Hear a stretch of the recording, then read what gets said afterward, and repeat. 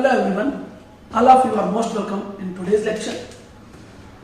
Part 1 में हमने देखा था सीक्वेंस के बारे में.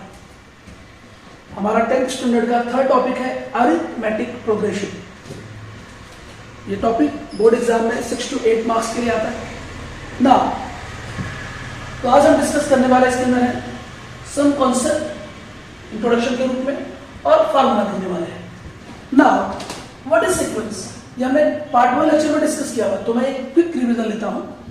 A sequence is a collection of numbers arranged in a definite order to some definite rule. Collection of numbers, जैसे मैं एग्जाम्पल एक दे देता हूं, जैसे 2, 4, 6, 8 डैश डैश डैश. क्या ये collection of number definite order में है? बिल्कुल डेफिनेट ऑर्डर में है.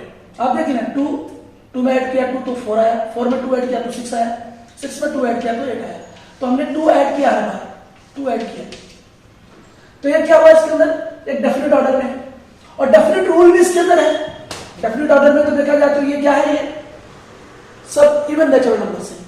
इसके अलावा इसके अंदर कुछ रूल है कि जो अगला टर्म है वो पिछले टर्म से 2 ज्यादा है, या अगला टर्म कब मिलता है? जब हम पिछले टर्म में 2 ऐड करते हैं. तो नेक्स्ट टर्म हमें मिलता है जब प्रीवियस टर्म में हम 2 ऐड कर रहे हैं. तो ये क्या हो गया? डेफिनेट रूल हो गया. तो इसलिए क्या ये सीक्वेंस है. तो ये हमने पार्ट 1 में अच्छी तरह डिस्कस किया है. Now terms in a sequence. तो terms, the terms in a sequence is denoted by T1, T2, T3, T4 like that and up to Tn. That means first term, second term, third term, fourth term and this one is the last term. So इस तरह से जैसे ये first term है तो जैसे ये first term T1, ये T2 second term, T3 third term, T4 fourth term, ऐसे ही हम जो टर्म्स रहेंगे सीक्वेंस के अंदर उसको हम दिखाते हैं. जैसे मैंने कहा ये सीक्वेंस है, तो इसमें फर्स्ट टर्म क्या होगा? T1 होगा, सेकेंड टर्म T2 होगा, थर्ड टर्म T3 होगा, फोर्थ टर्म T4 होगा. तो ये कहते हैं इसको हमें terms in a sequence. Now इसके बाद हम देखेंगे नेक्स्ट वन, टर्म्स के बाद arithmetic progression. Third point, arithmetic progression.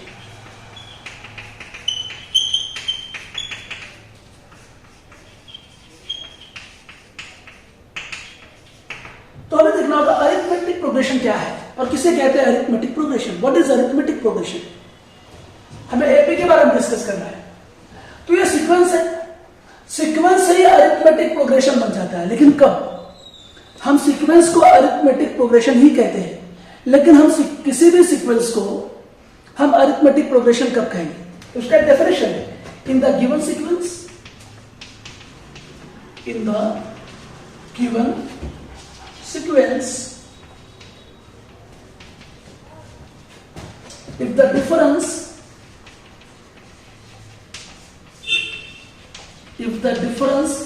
between two consecutive term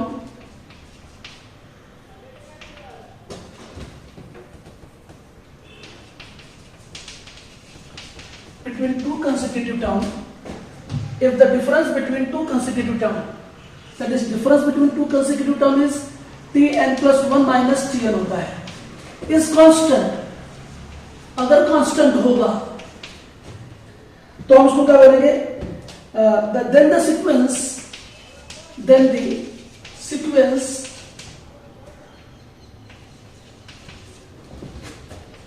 is called arithmetic progression.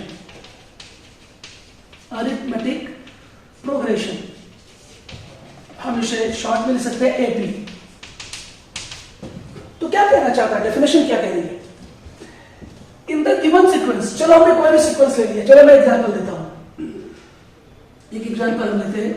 हमारा सीक्वेंस है सपोज दैट 1 3 5 7 लाइक दैट. यह एक सीक्वेंस है. In the given sequence, if the difference between two consecutive terms, to consecutive term, ये T1 है, ये T2 है, ये T3 है, ये T4 है, इस कांस्टेंट। तो इसका मतलब क्या है, जैसे Tn+1, अगर मैं n के प्लेस पे 1 लूं तो 1 + 1 2 हो जाएगा T2, और n का वैल्यू 1 है तो T2 - T1 हो जाएगा। तो अगर जो टू कंसेक्यूटिव टर्म का डिफरेंस, जैसे देखो यहां पर मैं एग्जांपल में ले लेता हूं T2 - T1, तो ये T2 क्या है, 3 है, T1 1 है, डिफरेंस क्या है, 2 है। फिर T3 - T2, T3 - T2 लिया हमने, तो 5 में से 3 माइनस करो तो क्या आएगा, दोनों 2 आएगा। और T4 - T3, T4 - T3 तो क्या हो जाएगा, 7 - 5 करो आप तो क्या आएगा, 2 आएगा। हर बार क्या आ रहा है, कांस्टेंट आ रहा है। तो ये जो सीक्वेंस है, in the given sequence if the difference between two consecutive term, तो ये टू कंसेक्यूटिव टर्म है, T2 - T1, T3 - T2, T4 - T3, ये कंसेक्यूटिव टर्म्स है। अगर इनके बीच का जो डिफरेंस है वो कांस्टेंट रहेगा, जैसे कि इसमें कांस्टेंट आ रहा है 2, then the sequence is called arithmetic progression. तो हम इस सीक्वेंस को अरिथमेटिक प्रोग्रेशन कहेंगे।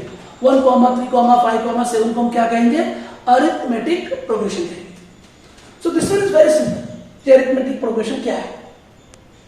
नाउ अब हम नेक्स्ट डिस्कस करने वाले हैं कॉमन डिफरेंस के बारे में। सो नेक्स्ट वन लेते हैं हमें कॉमन डिफरेंस।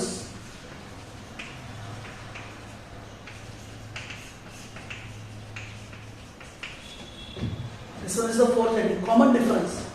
कॉमन डिफरेंस को हम डी से दर्शाते हैं, डी द्वारा डिनोट करते हैं। कॉमन डिफरेंस को कहते हैं सामान्य अंतर, ठीक है, इसे मैंने लिख दिया, सामान्य अंतर भी कहते हैं इसे। Now to find out common difference, what is exactly common difference. तो if the difference between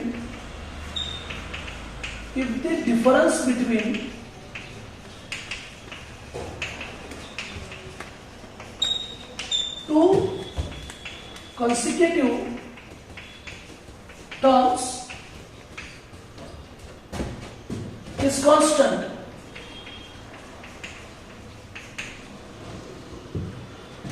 then it is called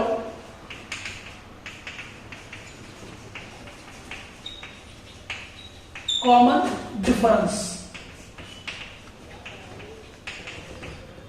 and it is denoted by D.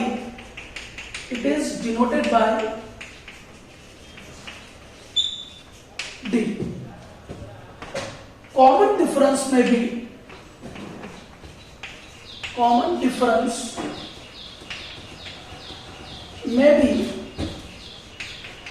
Positive, ये पॉजिटिव भी हो सकता है, निगेटिव, ये निगेटिव भी हो सकता है, और zero.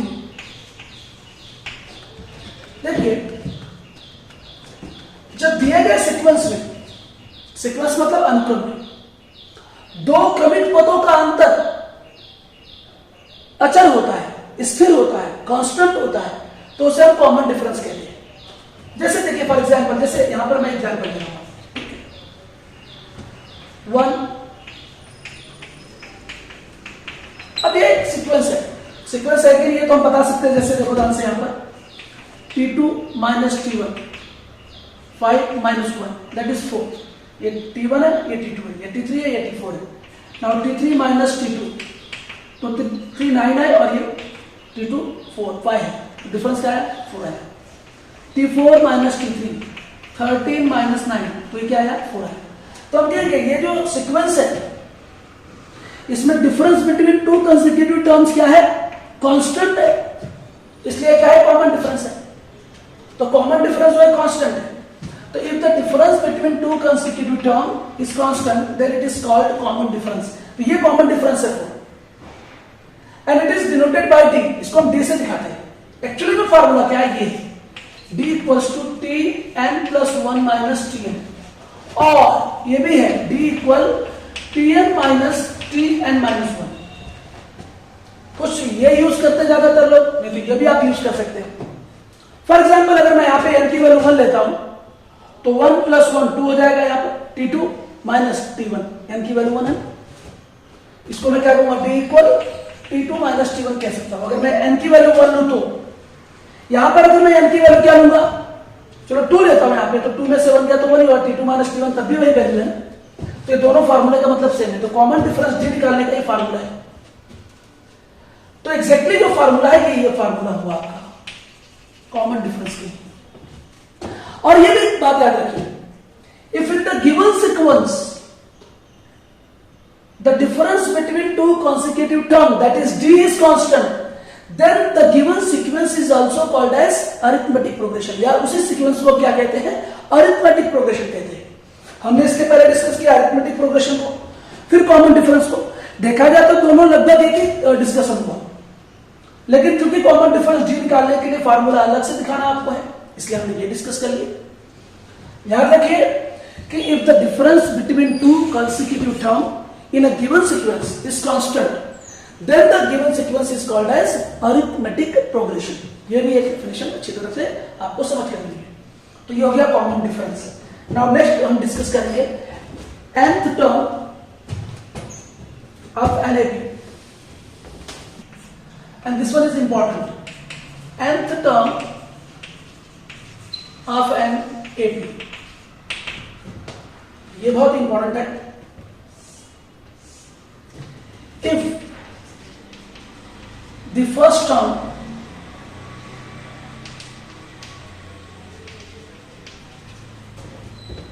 of an AP is even that is A, इसको फर्स्ट टर्म को A भी कहते हैं ध्यान रखना, even that is A, bracket में मैंने A लिख दिया, and the common difference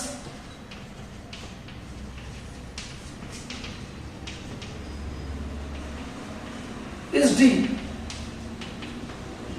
then the nth term of an AP is given by, आपको केवल एक बात याद, दो बात याद रखनी है कि अगर आपको अरिथमेटिक प्रोग्रेशन दिया है, उसका फर्स्ट टर्म मालूम है और हमें क्या मालूम है, कॉमन डिफरेंस डी मालूम है, दो ही चीजें, first term and common difference D. Then the nth term of the AP is given by Pn equals to A plus n minus 1 inside bracket into D। यह होगा फॉर्मूला। इसमें Pn को क्या कह सकते हैं, where Pn is last term, n इसके अंदर क्या है, number of terms, number of terms, पदों की संख्या। ये अंतिम पद है, लास्ट टर्म है, इसको हम एल से भी डिनोट करते हैं। इसके अंदर ए क्या है, फर्स्ट टर्म, प्रथम पद, फर्स्ट टर्म, इसको हिंदी में कहते हैं प्रथम पद। और इसके बाद D, common difference, common difference, और इसे हम कहते हैं क्या, सामान्य अंतर। तो ये फार्मूला है आपका, और ये वेरी इंपॉर्टेंट फार्मूला है। इससे आपको निकालना होगा क्या, nth term of an AP. Now एक और another important formula, the sum of the first n terms of an AP, बहुत इंपॉर्टेंट है। If first term is A and common difference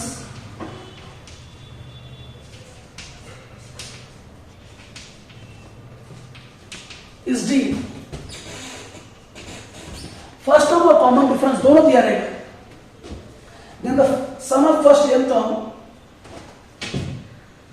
Sn equal, sum of n terms is equals to n upon 2 2a plus inside bracket n minus 1 into D,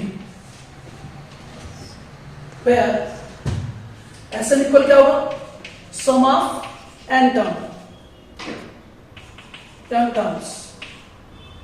n क्या होगा, number of terms, number of terms, पदों की संख्या, कुल n पदों का योगफल, सम of n terms मतलब कुल n पदों का योगफल, number of terms, n stand for, a stand for first term, प्रथम पद, and D stand for common difference। Common difference. ये तो बहुत ही सिंपल हो गया। लेकिन इसी फार्मूले को हम रिप्लेस कर सकते हैं।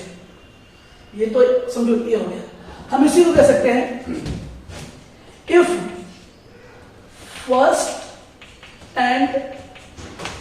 फर्स्ट टर्म ए, या इसको हम T1 भी कह सकते हैं, T1 and last term Tn is given, then Sn equal sum of n terms equal, यही फॉर्मूला कैसे रिप्लेस हो जाएगा, n/2 is equal to T1 plus Tn inside में। और इसी फॉर्मूले को if T1 is equal to A and Tn is equal to last term L, then Sn is equal to n/2 first term A plus last term L। तो इसी को first term को हम A कहते हैं, Tn को हम L कहते हैं। तो यही फॉर्मूला सेम ऐसे हो सकता है। तो ये first term last term, first term last term, first term को T1 को A भी कहते हैं, लास्ट टर्म Tn को L भी कहते हैं। दैट्स वाई इसको हम ऐसे रिप्लेस कर सकते हैं, चाहे ये फॉर्मूला यूज करो चाहिए, बात एक ही। और अगर आपको लास्ट टर्म नहीं मालूम है, तो आपको केवल A और D मालूम है, तो आप ये फॉर्मूला यूज करो, तो ये बहुत ही सिंपल हो जाएगा। सो ये सब फॉर्मूले हैं आपके इस टॉपिक के। हम अब आएंगे नेक्स्ट वीडियो में या नेक्स्ट लेक्चर में 3.1 एक्सरसाइज लेकर के, उसे हम सॉल्व करेंगे सारे सम्स। और ये सारे फार्मूले आप अगर अच्छी तरह पढ़ते हैं तो आपको टॉपिक में कोई डिफिकल्टीज नहीं होगी। इसमें कुछ चीजें से हम डिस्कस कर सकते हैं और भी है, लेकिन फिलहाल जो भी सिलेबस में है वो हमने पूरा डिस्कस कर लिया है। तो कुछ नई चीजें आएंगी तो हम पढ़ाते पढ़ाते उसको डिस्कस करते जाएंगे। तो 3.1 अगले लेक्चर में स्टार्ट होगा, पार्ट 3 में। टिल देन आप अच्छी तरह से लेक्चर्स देखते रहें, वीडियोस को लोगों को अपने दोस्तों से शेयर करें, लाइक करें, कमेंट करें, और प्लीज जिन्होंने चैनल को सब्सक्राइब नहीं किया है वे चैनल को सब्सक्राइब कर लें। आपका बहुत बहुत धन्यवाद। Thank you.